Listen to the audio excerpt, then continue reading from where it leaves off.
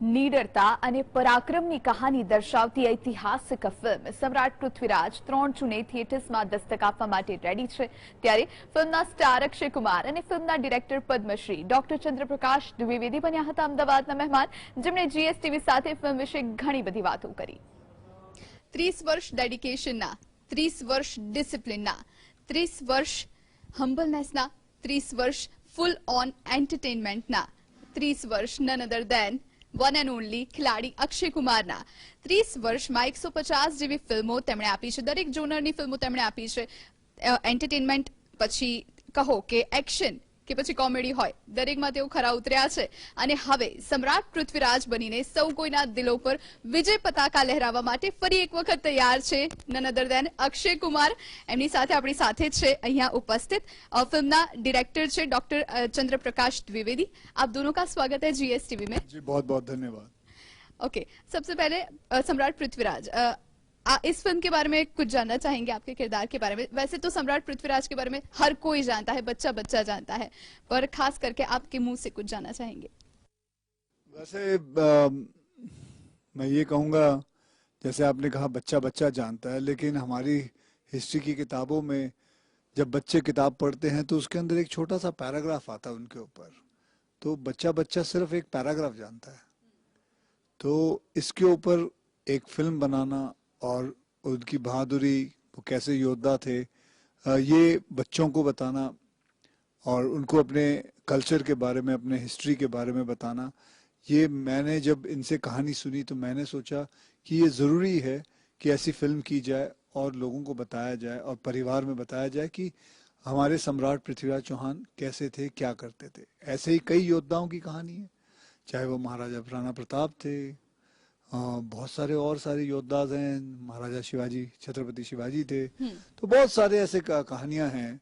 मुझे मौका मिला इसके ऊपर करने का, फिल्म डॉक्टर साहब ने इस फिल्म के बारे में मुझे बताया, तो मेरा जो एक्सपीरियंस रहा, और मैं खुद भी हिस्ट्री अपने स्कूल में पढ़ी है, लेकिन बहुत थोड़ा ही जानता था, इतना नहीं कुछ जानता था जितने डॉक्टर साहब ने मुझे बताया।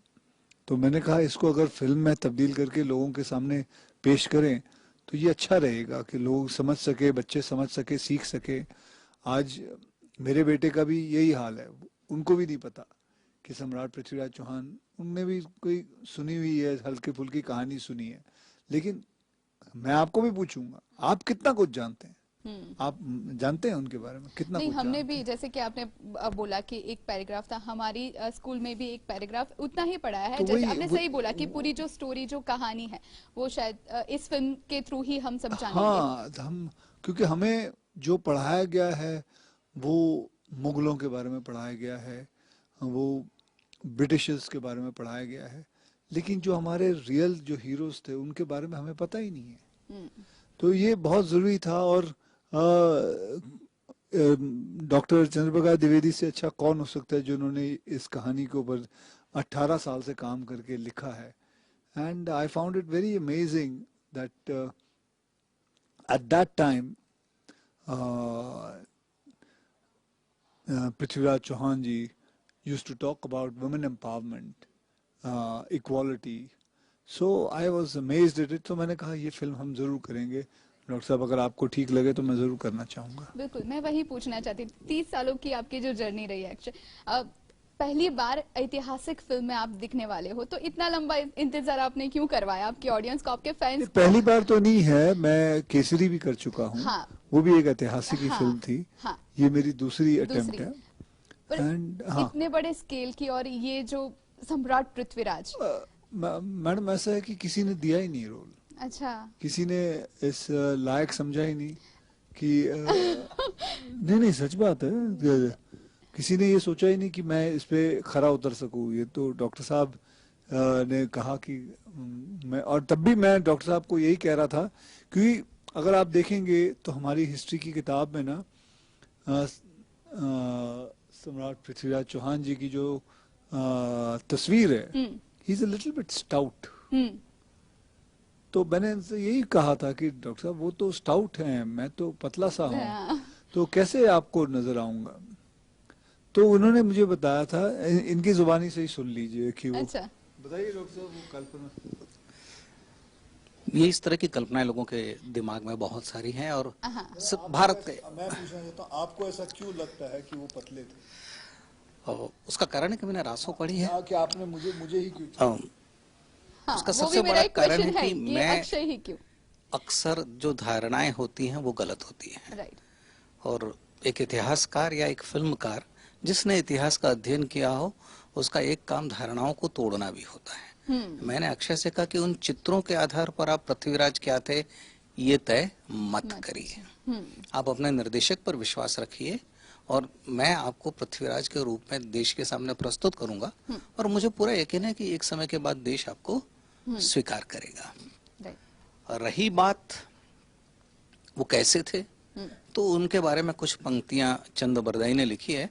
उसके अतिरिक्त हमारे पास उनका कोई ऐसा चित्र जो उनके काल का है, 12वीं शताब्दी का नहीं है। अलग अलग चित्रकारों ने मिनिएचर पेंटिंग में अलग अलग चित्र बनाए हैं और उन अलग अलग चित्रों में सम्राट पृथ्वीराज बिल्कुल अलग अलग हैं। कहीं आपको वो भारी भरकम दिखाई देते हैं और कहीं वो जैसा अक्षय की पूरी कद काठी है वैसे भी हैं। लेकिन हमारे स्कूल के जो पन्नों में है वो भारी भरकम में रखा। हाँ, वो बहुत भारी भरकम है। कई कई बार मैंने लोगों से पूछा भी कि ऐसा क्यों है, तो कई बार लोगों ने मुझे इसका उत्तर ये भी दिया कि कहीं न कहीं वो चित्र महाराणा प्रताप से प्रेरणा लेकर भी बनाया गया होगा, हो सकता है। और इसलिए मैं कभी भी ऐतिहासिक चरित्रों के कद काठी में नहीं पढ़ता। और कभी ऐसी धारणाएं भी होती है ना कि जो हमारे घड़वैये है या लड़वैये है या सैनिक है वो हेल्दी ही होंगे या फिट ही होंगे, तो वो भी एक धारणा लेकर कहीं ना कहीं पोर्ट्रेट किया गया। यदि आप तमाम महाराजाओं के चित्र देखें हमारे पिछले, जहां से फोटोग्राफी मिलती है, आपको बड़ा आश्चर्य होगा। वही नहीं, भारतीय सिनेमा में भी जिन जिन लोगों ने ऐतिहासिक चरित्र किए हैं उनकी कद काठी जैसे इतिहास में लिखा गया है वैसा नहीं। उदाहरण के तौर पर हमारे यहाँ अकबर की भूमिका दो बड़े अभिनेताओं ने की, एक स्वर्गीय पृथ्वीराज कपूर और दूसरे श्रीमान ऋतिक रोशन। दोनों की ही जो जिसको हम व्यक्तित्व कहते हैं वो बिल्कुल अलग है। और मजेदार बात यह है कि इन दोनों का जो व्यक्तित्व है वो व्यक्तित्व अकबर के व्यक्तित्व से बिल्कुल अलग है। कोई उसमें समानता नहीं है। अकबर छोटे थे और जिसको स्टाउट कहते हैं, भारी भरकम थे। 5'5" छत्रपति, हिंदू हृदय सम्राट छत्रपति शिवाजी महाराज, उनके बारे में भी हम जानते हैं कि उनका कद छोटा रहा है। जब आप अफजल खां के वध का प्रकरण देखते हैं तो उस चित्र में आपको उन दोनों के कद का अंतर समझ में आता है। परंतु जिन जिन लोगों ने छत्रपति की भूमिका की है उनका कद उतना छोटा नहीं रहा है। तो कई बार मैं कहता हूं कि यदि आपको उसके अनुरूप पात्र मिले तो ये बहुत अच्छा है, पर नहीं मिले इसलिए किसी एक योग्य अभिनेता को अस्वीकार कर दें, ऐसा भी नहीं होना चाहिए। बिल्कुल बिल्कुल। अक्षय कुमार उसके लिए योग्य पात्र है, इसलिए मैंने उसे लिया। बिल्कुल। अक्षय, हमने ट्रेलर में देखा है कि आप घुड़सवारी भी कर रहे हो, हॉर्स राइडिंग कर रहे हो या तलवारबाजी कर रहे हो। वैसे तो आप कितने फिटनेस फ्रीक है, हमें कुछ बताने की जरूरत ही नहीं है, पूरी दुनिया जानती है। पर इस फिल्म के लिए आपको पर्सनली कितनी ट्रेनिंग लेनी पड़ी, कितनी मेहनत करनी पड़ी, क्या कुछ जर्नी रही है आपकी? नहीं, एक्चुअली ये प्रश्न मुझे बहुत बार पूछा जाता है। अच्छा। लेकिन मैंने कोई इसके लिए ट्रेनिंग नहीं ली। मैं सिर्फ इनको, चाहे मेरी डायलॉग डिलीवरी हो, चाहे मेरी एक्टिंग हो, चाहे मुझे क्या क्या लाइनें बोलनी है, मैंने इनको सिर्फ फॉलो किया है। अच्छा। और कुछ ही नहीं है। और जहाँ घुड़सवारी का है वो मुझे आती है। मैंने काफी बार, मेरी जब पहली फिल्म जो थी सौगंध, उसमें भी घुड़सवारी की थी मैंने, और बहुत सारी और फिल्मों में की हुई है। तो वो भी कोई प्रॉब्लम वाली चीज नहीं थी। जहाँ तक तलवार का था, so because of my martial art background, तो उसके अंदर भी काफी चीजें निकल जाती थी। तो अगर मैं कहूँ कि मैं 8-8, 10-10 घंटे ट्रेन करता था इस फिल्म के लिए, तो मैं गलत कहूंगा और मैं झूठ नहीं कहना चाहूंगा। राइट। आपके साथ मानुषी चिल्लर है, मिस वर्ल्ड रह चुकी है, वो डेब्यू कर रही है आपके साथ। उनके लिए तो इससे बड़ी बात नहीं हो सकती है कि रानी सहयोगिता का एक तो किरदार है, दूसरा अक्षय कुमार जैसे सुपरस्टार है और डॉक्टर साहब जैसे डायरेक्टर है। तो आपका उनके साथ स्पेशली काम करने का एक्सपीरियंस बताइए थोड़ा। एक तो सबसे शी इज मिस वर्ल्ड है, तो सुंदर तो बहुत है, राइट, टैलेंटेड वो आप ये फिल्म देख के आपको पता चल जाएगा कितनी टैलेंटेड है वो. Professional, I can vouch for it. She's very professional. She's worked her way out in this film. और यहाँ तक कि अपनी लाइनें छोड़ो, आजू बाजू लोगों के हर लोगों की लाइनें याद कर ली थी उसने. पूरी स्क्रिप्ट उसको याद थी. अच्छा. क्योंकि फिल्म बनाते बनाते फिर कोविड आ गया था. तो कोविड में हम लोगों ने क्या किया, बस ये स्क्रिप्ट करीबन 35 बार पढ़ चुके हैं. अच्छा. तो ये ऐसा रहा. So I think she's apt for this industry, and I wish her a lot of luck, and she will go quite a big height. Right जैसे कि सर ने बताया कि कोविड आ चुका था और काफी डिले भी हुई है फिल्म, तो एज अ डायरेक्टर आपको एक तो आप जो फिल्म में दिखाना चाहते हैं वो ऑडियंस वही देखे, वो रिस्पॉन्सिबिलिटी तो एज ए डायरेक्टर आप में होती ही है, पर जैसे कि फिल्म डिले होती जाती है तो थोड़ा वो भी बैकड्रॉप होता है, तो वो एक पोर्शन था जैसे कि पैंडेमिक सबने झेला है, तो वो पोर्शन आपके लिए एज ए डायरेक्टर कैसा था? बहुत अच्छा था. अच्छा. उसका कारण ये है कि पृथ्वीराज तो हम लोग कर ही रहे थे, उस पैंडेमिक में 2 और स्क्रिप्ट्स पर काम करने का अवसर मिल गया अक्षय के साथ ही, राम सेतु और ओ माय गॉड 2. तो कई बार मैं कहता हूँ कि अक्षय साहब तो व्यस्त थे ही, मैं भी उस 2 साल में बहुत व्यस्त था, इसलिए पैंडेमिक ने मुझ पर बहुत प्रभाव या परिणाम नहीं दिखाया. ठीक है. जैसे कि अक्षय कितने डिसिप्लिन है या कितने पंक्चुअल है वो हम सब जानते हैं. 4 बजे उठ जाते हैं, वो सब 40 दिन में या 42 दिन में वो एक फिल्म खत्म कर देता है, जैसे कि हमने सुना है. अगर मैं रॉन्ग भी हो सकती हूँ, पर जैसे ये फिल्म भी 42 दिन में ही शूट होके कंप्लीट हो चुकी थी, तो उनकी जो पंक्चुअलिटी है उनसे बाकी लोगों को सेट के मैनेज करना कैसा, वो क्या एक्सपीरियंस था? देखिए, अक्षय के कारण और लोग भी समय पर आते थे. उनको पता है कि अच्छा. अक्षय समय का बहुत पाबंद है, तो उनको भी आना पड़ेगा. कुछ कलाकार ऐसे होते हैं जो आपको थोड़ी सी तकलीफ देते हैं, तो हर निर्देशक इस बात के लिए तैयार होता है. लेकिन चूंकि ये फिल्म के मुख्य अभिनेता हैं, मानुषी है और भी चरित्र हैं, तो इन लोगों के साथ काम करने का आनंद बहुत ही अलग था. क्योंकि हम लोग 7 बजे यदि तय करते हैं शूटिंग, तो हम लोग 7 बजे शुरू करते थे. और दूसरी बात ये होती है कि आप 8 घंटे में प्रोडक्टिव जिसको कहते हैं वो कितना काम करते हैं. तो यदि अक्षय जैसा अभिनेता है जो बहुत अनुशासित है, अपनी तैयारी के साथ आता है, अपने संवाद याद है, उस पर उसने काम कर लिया है. और ऐसा नहीं था, ये पूरी बात इन्होंने नहीं बताई है, हम लोग स्क्रिप्ट के पहले, शूटिंग के पहले इनके साथ मैंने खूब बैठा हूँ. अच्छा. हैदराबाद में. अच्छा. हाँ. और वो बिल्कुल मुझसे कहते थे कि आप बार बार पढ़िए. और वही नहीं, शूटिंग के हर दिन सुबह सबसे पहला काम ये मुझे कहते थे कि आप जैसे पढ़ते हैं वैसे इसको पढ़िए. और कई बार मुझे मजाक में कहते भी थे कि मैं बहुत अच्छा मिमिक्री आर्टिस्ट हूँ. अच्छा. तुम जैसा करते हो वैसा तो मैं कर लूंगा. अच्छा. तो ये इसमें पूरा सच नहीं है. अच्छा. ये सुनते हैं और सुनकर ग्रहण करते हैं. राइट. तो मेरी इनसे ज्यादा अभिनय मैंने कर लिया. अच्छा. हमने काफी बार सुना है कि अक्षय प्रैंक मास्टर है. अगर कहीं कोई भी फिल्म की शूटिंग कर रहा है तो को स्टार्स के साथ या टीम मेंबर्स के साथ कहीं ना कहीं कुछ ना कुछ ये खुराफाती करते ही है. तो मैं जानना चाहूंगी आपसे कि आपने इस फिल्म के दौरान ऐसा कुछ किया है? नहीं मैम, ऐसा कुछ भी नहीं हुआ है. कोई प्रैंक वैंक नहीं करते थे. हम इधर काम कर रहे थे. And it was a very sensitive and a very serious film. Offset. So offset भी नहीं हुआ. अच्छा. हम पैकअप होते थे क्योंकि इतना सुबह से लेके शाम तक काम करते थे. अच्छा. 8 घंटे के अंदर इसमें काफी थकान हो जाती थी, क्योंकि एक तो आर्मर रहता था, बहुत सारा कपड़े पहनने पड़ते थे, और फाइट रहती थी, फिर तो बहुत सारी चीजें रहती थी, एंड स्पेशल इफेक्ट्स, ये VFX एवरीथिंग. तो you had to follow a routine to it. So prank करने का सोचना भी हमारे लिए वक्त नहीं था हमारे पास. अच्छा. डॉक्टर साहब, जैसे कि आपने हम आपसे ही सुना, अक्षय से सुना कि 18 साल लग गए आपको सम्राट पृथ्वीराज के यहाँ तक पहुँचने के सफर में. तो जब आपने ये फिल्म सोची थी तब आपकी पहली चॉइस अक्षय और मानुषी ही थे. वो आइडिया आपको कैसे आया? 2004 में मैंने इस पर शुरुआत की थी. तब अक्षय उभर रहे थे उस समय, और उस समय के बहुत ही प्रसिद्ध कलाकार थे जिनके साथ लगभग मैंने तय कर लिया था. लेकिन बाजार तय नहीं था कि ये फिल्म हम बनाएंगे. तो जब तक बाजार तय नहीं करता कि ये फिल्म बनेगी, तब तक ये फिल्म नहीं बन सकती थी। उसके दो कारण थे। एक तो भारत के इतिहास में लोगों का बहुत कम विश्वास कि इस तरह की फिल्म कैसा प्रदर्शन करेगी। दूसरा, इस फिल्म के लिए एक बहुत बड़े अभिनेता की जरूरत थी और बहुत बड़े अभिनेता के साथ एक बहुत बड़े निर्माता की जरूरत थी। तो जब तक ये दो शक्तियां साथ में नहीं आती है, इस फिल्म का बनना असंभव था। तो मैंने 18 साल प्रतीक्षा की अक्षय कुमार और आदित्य चोपड़ा के लिए कि जब ये दोनों साथ में आए तो ये फिल्म बनना संभव हुआ। राइट।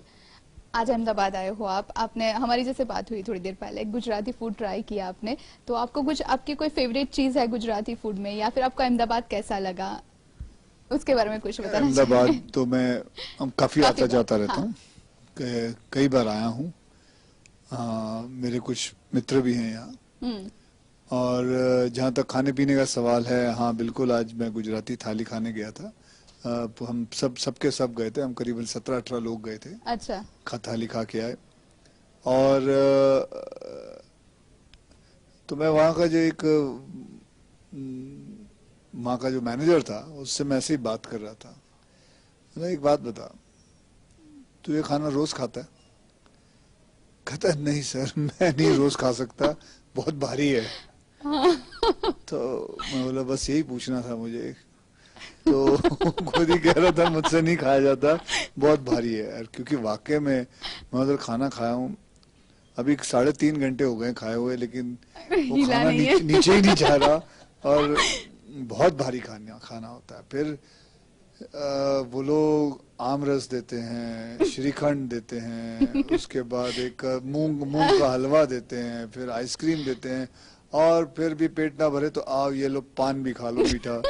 अरे बस करो, इतना कौन खाता है।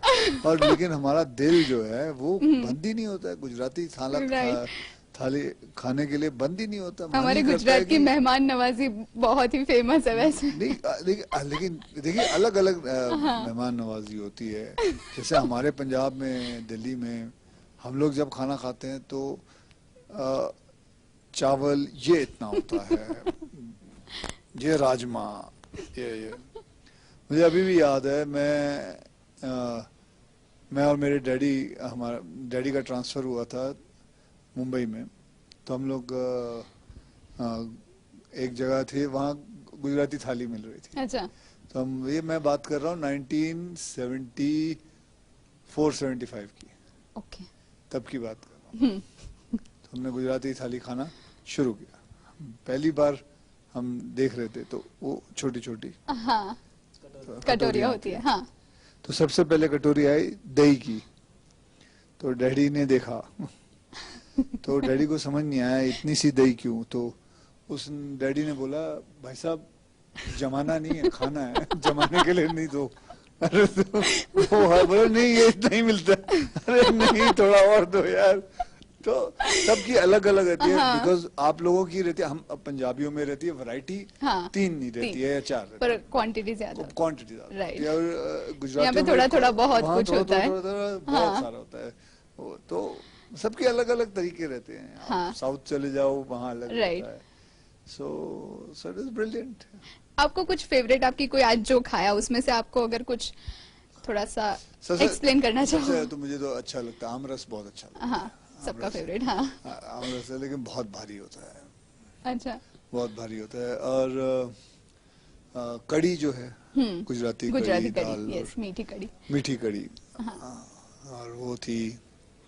फिर बैंगन की सब्जी अच्छी बनाई हुई थी उन्होंने। अच्छा, ओके। चलिए जाते जाते हमारी गुजरात समाचार टीवी के ऑडियंस के लिए आपके फिल्म के लिए कोई स्पेशल मैसेज, और अगर गुजराती में दे सको तो बहुत ही बढ़िया, सोने पे सुहागा। गुजराती में तो मैं आपको थोड़ा सा सिखाती हूँ। फिर क्या हो जाएगा ना, लोग मेरी गुजराती पे कंसंट्रेट करेंगे, फिल्म के बारे में बात नहीं ऐसा नहीं।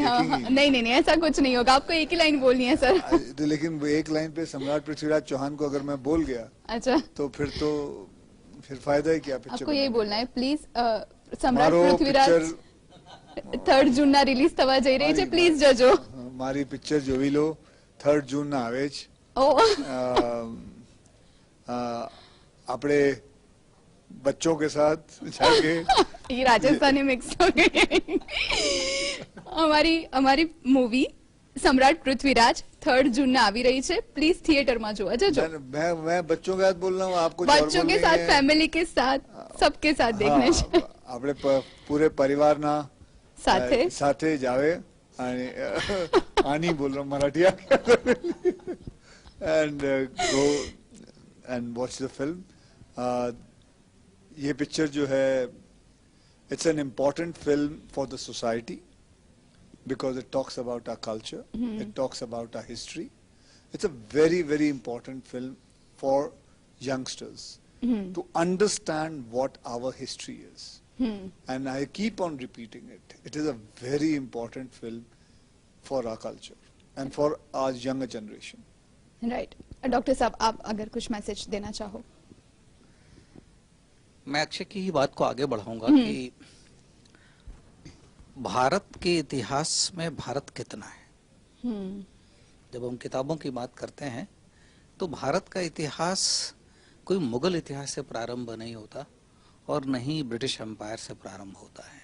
इसलिए कई बार मेरी शिकायत भी रहती है, और अक्षय ने कहा कि मैं ये फिल्म इसीलिए करना चाहता हूँ कि वो चाहते हैं कि ये नैरेटिव बदले।